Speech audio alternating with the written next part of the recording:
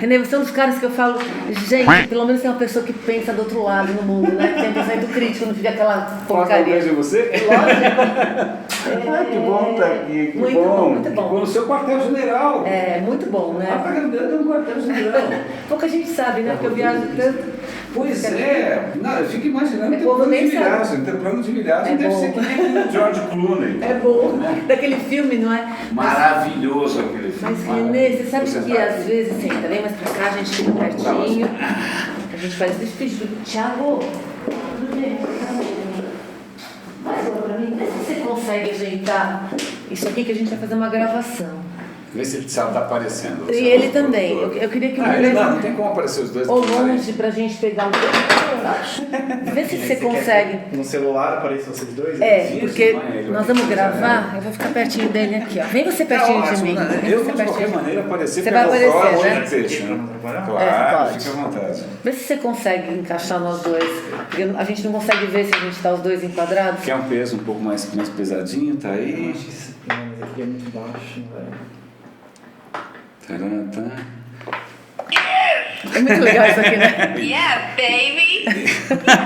Cada vez é diferente, eu também adoro isso aqui. Você é boazinha, se fosse o meu aqui ia ter uma coisa pavorosa. Quando eu vi isso aqui, eu falei assim, gente, isso aqui é muito legal. Eu gosto das coisas assim, né? Cara, que bom tá aqui, que bom, Bom mesmo, te ver. Renê, Cara, bom que mesmo, é legal. tão gostoso. E eu tava aflito porque assim, essa história toda do Guia dos Perplexos, ela começou lá com o Michel, e eu não queria que fosse uma coisa assim para se arrastar para sempre. Eu falo, quero falar com algumas pessoas com quem eu convivi mesmo, né, que eu gosto de conversar sempre e tal. Isso, né, isso já limita bastante as coisas e tal. E aí, faltava você. Não, e a gente tentou, né? A gente tentou, né, Renê? Mas aí... Tua agenda é uma loucura. É uma loucura. Você não tem que juntar mais. Vamos fazer assim então. Sabe fazer uma coisa, Thiago? Você não quer ficar aqui com a gente? Você filma? Até se você quiser sentar ali, você fica. O Thiago é um querido. Isso, você vai ser nosso. O terceiro Aí homem. você pode dar o start aí. Como diria o Orson Welles, você é o terceiro homem. Você é o terceiro homem, importantíssimo para que as coisas aconteçam, Que né? delícia estar aqui, Mar. Deu start? Pode apertar esse botão vermelho aí. 3. Então vamos lá. 3, 2, 1. Uau, estamos na rede mundial de computadores. Periscope, exatamente, muito bom. Nessa época você não ia sonhar com uma coisa dessas, é? né? Cara, eu tava vendo teus cibestes aqui. Você viu quantos? Foi muito legal, gente, na época. Isso é uma coisa legal, né, Renê? Porque você também é daquela época. Sim. E a gente foi vendo as coisas acontecerem e transformando. Então eu sempre brinco que o que para os outros é história, pra gente memória. A gente fez É um bom ponto, Não um bom ponto. Eu fui conversar com, acho que um dos o índio brasileiro. Também é. Que é uma figura. Ele começou a contar aquelas histórias assim, a primeira tabela de banner da internet brasileira, ele fez na unha. Aí você vai falar com o Ari Meneghini, aí você vai com o Michel, fala com o Bruno Fiorentini. Cara, gente lá do tempo da internet de além. fazer HTML na unha. Na unha, aprender HTML. Graças a Deus era mais fácil, porque hoje quando eu olho CSS eu fico descabelado. A complexidade de tudo aumentou. Não, JavaScript estou fora. Era muito mais fácil ser webmaster naquela. Vou falar que você era webmaster, que era tudo. Entre aspas, web slave. Cara, tempos heróicos, assim. E aí o Michel até foi curioso, porque o pontapé inicial do Michel, a ideia foi dele. E ontem ele passou lá em casa, então aí foi legal, a gente meio fez um balanço dessas conversas todas, ele também saiu da Pereira Odell e tal, e acho que uma das coisas interessantes de conversar com todo mundo é, primeiro, reconhecer que a gente não tinha juízo, com completa falta de juízo, porque, pô, naquele tempo não era nada. É verdade. Não era nada. Mas é paixão, né? Não tem umas coisas que às vezes pegam o coração da gente. É verdade. E esse é o segundo ponto, você tocou na mosca, que é assim, é uma turma que foi muito apaixonada. Isso, E que compartilha essa paixão até Isso, hoje. é característica, né, Renê? É característica. Eu brinco que assim, eu sou totalmente louca. Se eu gostar de algo, se eu olhar, que nem mesmo hoje, né? Eu vejo algo que me chama o coração, eu não quero saber quanto tempo eu vou gastar, quanto dinheiro eu vou colocar. Que legal. Os meus trabalhos de artes foram muito assim também, né? Se me dá louca, eu quero fazer. E não interessa quanto sacrifício eu tenho que fazer. Just do it. Essa história do que mais forte que eu. O Michel, que é um cara, né, mais estratégico, até fala, você deveria fazer assim, você deveria fazer uma vez por semana, e soltando. Tá? Em 2 meses eu fiz equivalente a quase um ano, né? Eu fui fazendo. É paixão fui também, publicando, né? fui publicando. Falei, cara, paixão, desculpa, eu não sei fazer de outro jeito. Mas quando é paixão, eu sempre brinco assim. A minha vida é insana, que você sabe, né? Super corrida. Mas as coisas que estão no coração, você dá um jeito de encaixar e fazer no meio daquela loucura. Agora, as coisas que são obrigação, a gente não consegue encaixar. Meu contador que o diga. Então, eu tive aula com um cara muito querido, Luiz Fugante, e ele falava uma coisa interessante, ele falou, as coisas que são realmente importantes, você não tem escolha. Se você consegue escolher, porque não é secundário. Exatamente. A gente sempre tem tempo para aquilo que realmente precisa. Né? Bom, a gente encaixa. De gatinho, né? Mas não precisa, né? Mas alguém é apaixonado por isso. Muita gente. É paixão de alguém, isso aí. Muita gente. Mas o que é maluco pensar, assim, lá atrás, no começo, quando um ficava telefonando para o outro, olha, eu estou fazendo um PPT aqui para mostrar não sei para que cliente, quantos usuários tem na internet brasileira? E era assim, 1 milhão, 1,5 milhão. Tá? Eu lembro, René, Maurício de Souza, a gente fez o primeiro site do Turma da Mônica, que aliás a gente fez até 2 anos atrás, né? Esse tempo todo? Esse tempo todo, a gente fez 20 anos. 20 anos. Por isso a gente ganhou tanto prêmio também, né? E eu lembro quando a gente fez, era assim, 96 a internet brasileira era bem incipiente. Tinha 30 páginas. E aí quando a gente lançou, a gente ficava olhando o que as pessoas faziam no site, que caminho andavam. Olha, você usava o que? Web Trends, provavelmente. Nem tinha Web Trends ainda. A gente olhava o log e tinha alguns sisteminhas, era Unix que a gente usava, né? Sim. E que tinha alguns sisteminhas que extraíam algumas coisas do log já pra gente olhar, acesso das pessoas. E o mais legal é que assim, eu sou engenheira e eu nunca tinha visto estatística mudar de pontos discretos para curva contínua. E conforme foi crescendo os acessos na internet, o site da Mônica virou uma curva que ao longo da semana ela se repetia. Então, ao longo do dia ela se repetia proporcional a alguns dias. Incrível! E quando tinha alguma coisinha uma série de Fourier, você tentou fazer regressão. Você começa a ver ao vivo os números saltando, né? Por isso que eu falo, a gente está falando agora de Big Data, de vários tipos de dados, né? Mas a gente, olhando estatística, você revela muita coisa interessante desde o comecinho, né? Não é essa só... lenda que quando o Jeff Bezos fez o primeiro site da Amazon, ninguém comprava nada e tal, então cada vez que o servidor acusava uma compra, tocava um sininho. Aí ficava todo mundo dizendo, blim, blim, blim. Aí teve uma hora que eu blim, blim, desliga isso. Desliga isso. O Fernando Mota do Bradesco, você conhece o Fernando Mota? Não. É um super querido, ele está nos canais do Bradesco, ele também está nos primórdios, ele fez a primeira página do Bradesco na mão. Que legal. E aí ele conta que eles tinham outro projeto lá que eu esqueci como é que chamava, que eles também ficavam olhando os logs, tá? Mas todo dia, mais ou menos às 8 horas da noite, o servidor, bum, caía.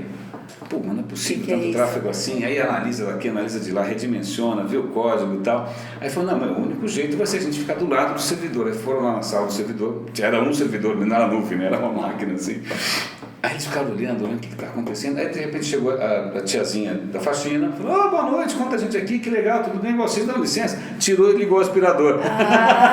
Mas isso é tão legal. Quando a gente pensa nisso que a gente tem que ir lá, eu falo muito isso quando eu dou aula, né? E a gente fala que às vezes a gente fica na nossa mesa ali recebendo os dados e a gente não vai a campo. Isso aí é campo. É como visitar lá o data center da local. Isso, exatamente. Você vê o que está acontecendo. Você sente aquele milhares de servidores, muito legal. gigabytes voando. Eu lembro também no começo da internet, o site da Turma da Mônica estava na Dial Data. Dial Data do Tavares, saudoso Tavares. Isso Nunca mesmo. mais falei com o Tavares, há uns 10 anos. Nossa, na época a gente falava direto com ele. Eu também estava no Dial Data. E o programa do Huck também estava na época, Luciano Huck na época, também era lá. E eu lembro que uma vez, é histórico, né? Ele no programa dele, antes de ele ir pra Globo, tudo, ele fez assim, mandem e-mail pra gente que nós vamos sortear, quem ganhar, é uma promoção que ele fez, vai jantar com a tiazinha. Nossa, isso é um Dosatec total. Exatamente. Todos os servers caíram, mas foi tão engraçado na época de sair correndo. E a gente lembra que chegou, falou assim, o site fora da Mônica também fora do ar, tudo fora do ar, né? E a gente, o que aconteceu? Então a gente tem essas histórias, né, de lá de trás, são gostosas de lembrar. Eu lembro que uma vez também, eu acho que era o Pedro Guasti trabalhava na Dial Data ou não? Eu acho que não. Quem era que trabalhava com o Tavares? Rubens, era o Rubens, o Tavares, quem falava participava mais era o Rubens e o Tavares. Que eram os Tinha dois. um desses, não era nem o Tavares, não sei se Tem era outro histórico, mas eu sei que um pode dia ir. ele veio fazer uma reunião com a gente, e aí ele veio todo cheio de fuligem, porque tinha pegado fogo no ventilador da Era mão na massa, né? Pegou fogo no mão negócio. na massa. Ou seja, a gente o Cláudio tava... agora contou uma história gozada, que quando o Giba, o nosso, estava nos Estados Unidos, ele telefonou, vamos trabalhar com a internet, que história é essa? Tá, eu estou aqui, eu vou comprar um servidor. E vai levar, isso mesmo. Eles pegaram grana da família, compraram o servidor e puseram no colocation.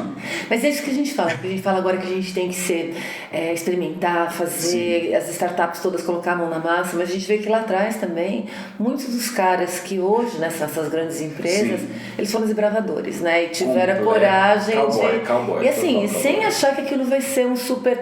as pessoas não acreditavam ainda muito, era uma coisa, eu quero testar isso, né? Eu quero fazer. Eu não sei, essa é uma impressão minha, não sei se você compartilha, que é a seguinte... Eu lembro de uma leva de completos malucos visionários, etc e tal, que tinham paixão. Aí, quando começou a primeira bolha, veio uma segunda leva dos caras que queriam ser o novo Bill Gates. Isso. Que eram os caras que queriam ficar ricos. Isso. Aí, volta e meia, tem umas levas dos caras que acham que vão ficar ricos. Agora as startups. E põem tudo a perder, né? Mas agora, se você pensar em startups, a gente teve uma leva, Sim. que era o pessoal que ia pôr a mão na massa, não sei o que, papapá. Isso. Agora profissionalizou. Isso. E agora não tem mais aquilo do cara que é o jogador de futebol, vai ser a grande revelação e vai vender. Os que vão dar certo, aqueles que iniciam uma startup com paixão, algo que eles acreditam, alguma dimensão que você quer resolver, aí eventualmente você vai ver. Você pode ser até vendido para uma grande, mas não pode ser a meta de você iniciar uma startup e ser vendido para uma grande. Do Cláudio agora, você tem que estar fazendo um negócio. Isso, você tem que estar fazendo algo que faça diferença e não, eu estou fazendo isso porque eu quero dar um salto. Não Agora, é assim. conta uma história gozada, assim, imagina, quando é que você virou a chavinha? Você fez engenharia civil, né? Civil, Isso. Você fez civil. Quando é que você começou a mexer com Bits and Bytes? Então, na realidade, desde sempre. Porque, porque quando eu estava na faculdade, acho que primeiro e segundo ano, engenharia civil, você aprende programação, né? Desde o começo. Fortran, tudo bem, mas... Eu fiz um tempo de pós. Você fez, né? Mas eu larguei, eu sou drop-off. Fortran, Fórmula Translation. Eu lembro, Fortran. Aí, na faculdade já, me apaixonei. Quando eu vi, me apaixonei. Olha. E quando eu me formei, eu fui trabalhar com engenharia no Senec, que era a parte de cálculo da Camargo Correia. E a gente trabalhava com programação, método dos elementos finitos, para cálculo de barragem. Isso, na mão, isso. A gente começa a fazer com computador, cálculo de volume de barragem. Então eu sempre gostei. Aí eu comecei cada vez mais a trabalhar com a parte técnica de computação para engenharia, desde os primórdios. Então era engenharia civil, aplicada a grandes obras, mas com a... Não é nem brick morta, era concreto mesmo. Concreto. Pesado, assim, para cálculo de calor no concreto, para você ver as tensões. Era sensacional, ainda é, né? Bem legal. E aí, de lá para cá, eu tenho muito essa coisa de humanas também, né, Renê? Eu não tinha nenhuma formação em humanas. Como é que e você aí eu fui isso? procurar. Então, quando eu comecei a trabalhar com internet, eu fui para um congresso no exterior para ver multimídia, que eu achei sensacional, da Macromídia, e o pessoal lá já estava mexendo com internet em 95. Eu cheguei no Brasil e falo, eu quero uma conta de internet. E aí, 95, por isso que Turma da Mônica 96, eu fui uma das primeiras no Brasil a ter conta e começar a mexer com HTML, aprender sozinho. Renê@dialdata. Isso, o meu era Originete. Nossa, que era, Originete, foi a primeira. Eu lembro que para registrar um domínio eu paguei na época meumarta.com.br, né? Que eu Você já registrou lá atrás? Lá atrás. Nossa, tem eu vacilei. Mais de 20 anos. Vacilei o René de Paula na minha. Mas sabe por que eu registrei? Sabe a Linda.com que vendeu pro LinkedIn agora por bilhões? Eu assisti uma palestra da Linda em 95 lá. Olha. E a Linda tinha registrado Linda.com. Eu falei, se ela pode ser Linda.com, eu posso ser Marta.com.br. E Linda também. E registrei. Essa questão histórica. Eu lembro que a Linda, não sei se você lembra dessa história, no começo, quando você fazia GIF, você tinha uma diferença de palete entre o PC e o Mac. Com isso, foi a palestra aí que eu você tinha dela. palete WebSafe. Isso, que era 216 cores. Eu lembro que ela disponibilizou isso para download no site dela. Tá. Eu mandei um e-mail, ela respondeu. Então, em algum lugar eu tenho um e-mail da Linda. Olha que louco. Eu assisti umas 3 palestras dela. E ela depois virou best-seller. Sim. Tinha o Linda.com, que era o site onde ela tinha essas paletas. Depois ela foi evoluindo. Quando eu vi ser comprado pelo LinkedIn, eu falei assim, gente, eu vi a história acontecer, eu vi lá atrás. Olha, que engraçado. Então, e aí aí eu comecei a mexer com a internet, mas assim, desde sempre eu sentia falta de ser humano, né? De você ter o outro lado, não adianta, a engenharia mesmo, é para pessoas, né? Então, mesmo a arquitetura é focada em pessoas. Eu tenho algumas críticas, até alguns projetos que são lindos, mas para mim são esculturas a céu aberto, não foram feitos para pessoas. Exatamente. Eu adoro as obras dele, mas como escultor, não necessariamente como um ambiente para você estar. Então, essas discussões vinham, aí que eu dei, assim, não uma guinada, porque eu uso toda a parte técnica, acho que faz muito sentido. Aí fui fazer pós em marketing, pós em design, mestrado, doutorado em artes. A vida foi levando, né? Deixa a vida me levar. Que engraçado, onde o coração vai. foi meio contrário, porque eu comecei a aprender Fortran, aí começou a ter micros computadores. Isso. E aí os amigos começaram a se aproximar e tal, e eu achava aquilo um horror. Aí eu namorava uma menina que era analista de sistema sênior, né? Mexia com aqueles IBM, não sei o que lá. E eu achava os amigos o fim da picada, credo, eu nunca, Deus me livre. Bom, dancei, hoje eu tenho que morder a língua. Mas eu acho que eu me aproximei dessa história, eu larguei, fui para a ECA, trabalhava em TV, tirei férias, e eu fui visitar a Hipermídia, que era uma casa espetacular. Aí eu achei a casa tão legal que aí você se apaixonou. Eu falei, posso ficar aqui? Aí fiquei. Então, mas uma coisa que é legal, você pega a minha história e pega a sua e outras histórias tantas. Eu conheço muitos artistas que programam Arduino, né? Ou mesmo muita gente que comprou o meu primeiro livro, que era de marketing de busca, que eram jornalistas que começaram a programar HTML para otimizar para SEO. Então você vê que isso que a gente fala agora da convergência, ela já está acontecendo faz algumas décadas. E nas habilidades que a gente tem também. Então a gente começa a convergir diferentes habilidades para o mesmo corpo. Em vez de ser para um device, é o nosso device biológico para poder... Eu também, ao longo desse tempo todo, descobri que algumas skills eu absolutamente não tenho. Tipo, por exemplo, a parte comercial eu não tenho, a parte de dinheiro eu não tenho. Então você vai descobrindo que o nosso hardware tem algumas limitações. Então, mas isso eu acho que é uma bênção, Renan. Então, que nem às vezes o pessoal vem para mim e fala para dar dicas de gestão, né? Eu falo, tem skills que eu não tenho, que eu complemento com as pessoas que trabalham muito comigo. Bem. Que legal. Eu acho muito legal a gente evoluindo na carreira, tendo ciência daquilo que é skill que a gente realmente tem, desenvolver, as que a gente não tem nunca vai querer desenvolver, as que a gente mesmo não tem precisa pelo menos um pouquinho. Eu acho que isso é uma bênção para você parece conseguir. Parece aquela oração, né? Me dê paciência para aturar, isso, me dê coragem, é a oração da discernimento. Isso, exatamente, da sabedoria, para você saber diferenciar daquilo que você pode e aquilo que você não pode. Né? É verdade. Sabe que uma figura também que eu conversei essa semana, que também tem uma história mais ou menos parecida, o Akita. O Akita Cara, também. o Akita é um homem do renascimento, porque a primeira vez que eu vi uma palestra do Akita, o cara trabalhou na SAP, programou em qualquer coisa que você pode imaginar, ele estava dando uma palestra sobre gestão de pessoas, sobre liderança. Eu falei, cara, tá aí um desenvolvedor que converge. Mas então, eu estava vendo, cada vez mais eu estou envolvida com a questão de desenvolvimento de produtividade, complexidade, assim, minhas pesquisas todas nessa área. E eu estou na academia, né, Renan? Então tem esse diálogo com o mercado.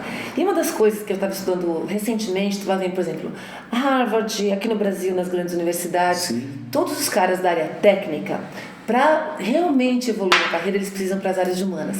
Então, se você pega, por exemplo, um cara que fez graduação em engenharia, que nem minha filha, ela terminou 1 ano e meio atrás a faculdade, normalmente o TCC é técnico. Quando o cara vai para o mestrado, ele tem que trazer habilidades humanas para conseguir dar um salto. Vai para o doutorado, mas por isso que os caras que você começa a ver que eram de exatas, eles começam a trazer um arsenal de humanas para poder complementar as habilidades. Esse ponto, sabe que o Michel tocou ontem lá em casa? O Michel tocou num ponto que eu achei interessante. Ele falou, olha, minha formação é design, na época era desenho industrial. Isso. Ele falou, olha, eu fiz comunicação visual, mas tinha um pessoal de design de produto. Mas hoje eu vejo que está tudo convergindo, na verdade, para design de produto. Porque, na verdade, tudo que a gente faz hoje, pessoas vão usar. Exatamente. São pessoas. Aí é all about people. São pessoas. E se você não entende de pessoas, um abraço. E em todas as áreas, né? Que é o paradoxo que eu estou vendo, né? Quanto mais tecnologia a gente tem, mais humano a gente tem que ser. Porque senão a gente não consegue... É excelente ouvir isso, mas o que eu fico às vezes espantado é que assim, eu tenho a impressão, eu estou longe da academia, até de academia de ginástica também, você pode perceber. Essa também eu estou longe. Estou fora, eu não aguento, a música é ruim. Eu caio da esteira, bom, já caí, é ruim mesmo. Mas até que ponto as escolas estão formando pessoas multidisciplinares, porque às vezes muitas vezes me chamam para evento de desenvolvedores, um monte de ser desenvolvedor. E você vai lá, você percebe que ainda a moçada está com uma visão muito quadrada. É isso mesmo, está muito, muito focada. E a gente percebe que você não vai conseguir ter resultados bacanas se você não tiver essa abertura. E mesmo é legal porque como o seu programa, né, o seu projeto é o Guia dos Perplexos, quando você falou de a gente, né, bater esse papo, eu fiquei encantada porque tem várias coisas que me incomodam muito. Então, ao mesmo tempo que a gente vê essa epifania de muitas coisas bacanas acontecendo, tem o lado B, né? E o lado B do que incomoda muito, uma das coisas é isso. Primeiro, eu acho que a parte da educação, a educação é o que liberta o homem. Eu até brinco que assim, ó, se você não tiver educação, você pode ser até feliz. Tá cheio de gente que é feliz no mundinho dele ali, tá ok. Mas você nunca vai ser livre. A educação é que liberta. O ponto praticamente grego. Se você, cara, continua falando aí, eu não interrompo pra nada. Não, mas esse é aquele ponto praticamente grego mesmo. Exatamente. Né? É só um sujeito autônomo. Tá? E é só a educação também que faz com que a gente consiga hoje, que a gente está falando, né? Quanto mais tecnologia, mais a gente tem complexidade, mais conexão com pessoas. E aí, o que eu percebo é que a educação está ruim, a gente precisa alavancar muitos graus na educação, a gente ainda tem aquela estrutura tradicional, analógica, que é difícil mudar, Sim. E com uma alma digital fluida que ainda não casou. Que interessante. Eu acho que saiu esses dias, e era um cara que fez um oriental, ele fez um trabalho, justamente lançou um livro, justamente falando, olha, na verdade, a gente talvez esteja focando demais em badulaques e a gente está esquecendo do lado como é que uma criança se desenvolve, como é que ela desenvolve empatia, como é que ela desenvolve curiosidade. Isso, que é essencial. O Rubem Alves, né, que Deus o tenha, que eu amava o Rubem Alves, ele dizia que as linguagens, por exemplo, português, matemática, tudo são códigos que a gente tem que aprender. Mas o que faz a gente desenvolver é a caixa de brinquedos, que é a literatura, é a arte, é as coisas... Como vai? Não, vive a coisa aqui, não tem valendo aqui agora. A gente está gravando, Falando dos seus bastidores. Os bastidores, são essas pessoas chegando. que você não vê, que fazem a marca você não que vê você no vê. dia a dia. Aí chega e já entra, né?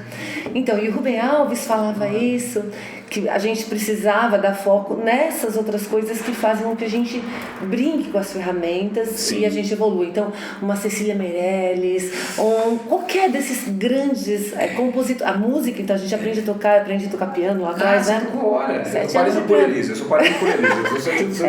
E quando o pessoal do Gás pegou a música do Purelise, eu falava, Beethoven vai morrer 2, 3 vezes surdo, mais. Ele tá surdo, né? Eu falava, como é que fazem isso? Colocar na musiquinha do Gás. Bom, não importa, né? Então, é isso que hoje a gente fala que se não tiver essa parte da criatividade, a gente não consegue dar esse salto para o que a gente precisa hoje da complexidade. Então, essa parte da educação, e quando eu falo educação, Renê, é educação no amplo senso, né? Das pessoas não serem mais gentis, de não... Eu falo assim, abre muito mais portas eu ser gentil com você, te dar um sorriso e falar várias línguas, Eu conheço o fenômeno. do que você... falar, às vezes, um monte de linguagem de computação, ser um técnico perfeito, mas você não tem essa parte do... Então, a educação, de maneira ampla, acho que ela liberta a gente, ela conecta. O homem, quanto mais educado, mais conectado. E a gente precisa de aquela noção grega do paideia, né? Aquela da formação completa. Isso, da formação completa. E, além disso, se você for pensar, o Wittgenstein, ele falava que o limite do seu mundo é o limite da sua linguagem, né? Interessante. Porque eu não consigo falar com você, por exemplo, imagina que a gente está lá na África, você fala uma língua que eu não falo, a gente não tem nenhuma em comum, limitou o nosso mundo, né? Então, quanto mais linguagens, entre aspas, de computador, linguagens humanas, a gente mais liberta. Então, eu acho que a educação é um problema sério no Brasil, que a gente fala muito de inclusão digital, a gente não fala de educação digital, então a gente tem N problemas para resolver, que eu acho que eu sinto isso muito na parte da educação. A outra coisa que eu também, Guia dos Perplexos, então, uma coisa que me deixa louca da vida, muito perplexa, ética. Nossa, tocou num ponto. Não é? A última palestra que eu dei no QCon foi sobre ética. Ética, nossa, 1000 para você, 1000 estrelinhas, Nenê. As pessoas não sabem o que é ética. E aí vão passando por cima das outras. Aí eu falo assim, gente, ó, se todo dia você não tem uma dúvida ética, será que eu posso? Será que eu não posso? Será? Você tá passando por uns outros. Tem que perguntar, né? Que nem a gente começou aqui a bater papo, falei, Renê, será que a gente pode transmitir pelo Periscope? Claro. Você não tem nenhum será que? Posso contar uma anedota aqui, que aliás foi o mote dessa minha palestra lá, porque eu fiquei assustado. Facebook, então, de repente eu comecei a trocar figurinha com um rapaz muito novo que eu tinha trabalhado, muito novo. Falei, como é que você tá? Eu saí de lá, tal. Falei, bom, como é que você tá se virando? Porque o mercado tá um horror. Não, tem uma grana que vem de um aplicativo que eu fiz. Eu falei, uau, você consegue ganhar grana com um aplicativo? Que bárbaro. O aplicativo consiste basicamente assim, você pega o celular do seu marido escondido, instala esse aplicativo. E aí você pode esse aplicativo secretamente vai te mandando tudo que o marido está fazendo, mensagem, etc. E tal. A versão paga, ele aparece, na versão free aparece, se você pagar, ela fica invisível. Eu fiquei assim com o cabelo em pé, eu falei, cara, isso é pior que o NSA, é pior que o Snowden. Eu falei, é não respeitar o outro. Aí na cabeça do menino falou assim, não, eu só desenvolvi, quem está usando é a pessoa. Eu falei, oi, hello. Você está dando instrumentos. Fica aquela coisa bizarra, não é porque tecnicamente dá para fazer e você deve fazer. Nem tudo que a gente pode, a gente deve, exatamente. Hoje a gente pode muito, isso é uma reflexão muito legal. A gente é poderoso. A gente compara o que a gente podia lá atrás com agora, nem tudo que a gente pode, a gente deve. E isso tem que parar para pensar, porque o povo às vezes não pensa. Sobretudo porque tão fácil dar fail e você às vezes tem, será que eu devo? Ainda estão atreladas a dinheiro fácil, é pior. Isso, então, de novo, toda vez que a gente não cumpre a ética, é porque tem um atalho fácil para você se beneficiar prejudicando alguém. Então, para ser ético, a gente muitas vezes tem que, entre aspas, se prejudicar ou deixar de aproveitar uma oportunidade. Você que é uma publisher, você é uma publisher, imagina, você é um império de publishing, você publica tanta coisa. Mas eu lembro que uma vez eu fiz um teste. Eu criei 2 URLs encurtadas para 2 páginas minhas, né? Era isso? Não, eu criei uma URL encurtada para uma página minha e eu fiz uma chamada que era isca. Eu falei, putz, que absurdo, um moleque aqui me passou um link para um site que tem todos os livros que você imaginar de graça para você baixar. De novo, Aí na página estava assim, olha, não é legal baixar, pague, tá aqui o link para a Cultura, essa live. Aí ninguém falou que clicou, mas foi um recorde das minhas coisas. Falei, cara... Então, mas aí tá, Renê, a gente fala da cultura do livre, etc e tal, mas é assim, eu sou autora, eu tenho que deixar livre. Claro, se você não permitiu e eu tô dando link, você está passando por cima do outro, é o trabalho dele. Se ele acha que não tem que divulgar, cada um tem os seus problemas, as suas dores, as suas epifanias, né? Então, tem que respeitar. Então, vem do respeito, vem de sabe que não passar por cima. É tão profundo. Eu estava essa semana no restaurante, tinha um cara na mesa do lado, um executivo bacana, tal, com um sotaque muito fácil de reconhecer, não vou dizer qual era. E o cara estava se gabando para a mesa inteira de umas molecagens, então uma sacanagem. E aí você percebe que tem 3 níveis. Você ser capaz ou não de fazer uma barbaridade, você fazer e se arrepender ou não, e o terceiro nível é você fazer e se gabar da barbaridade. Que é pior ainda. Terceiro patamar. Que é pior ainda.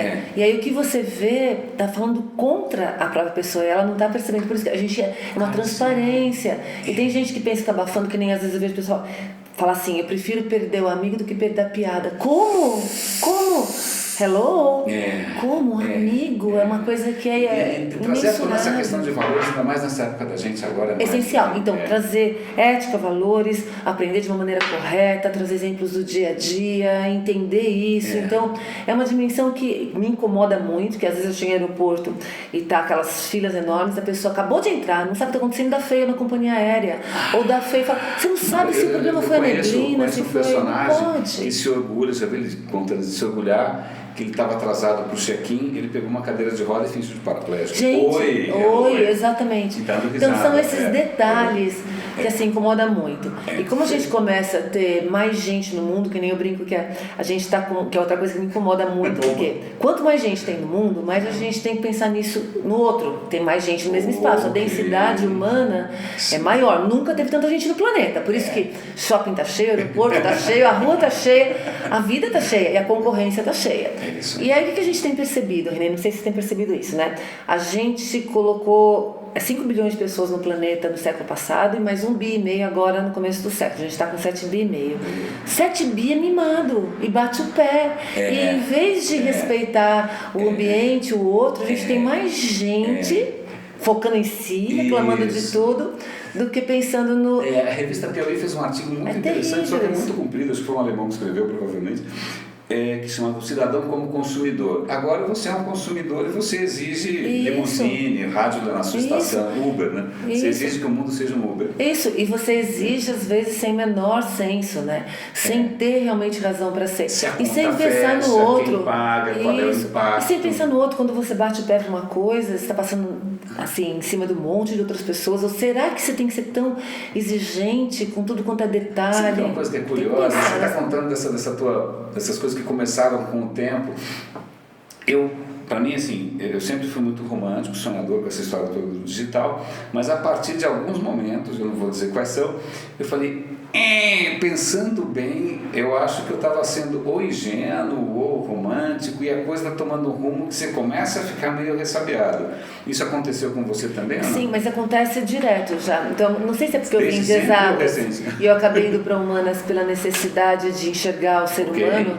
Então, por exemplo, sempre me incomodou muito de a gente fazer interface sem pensar em quem está usando.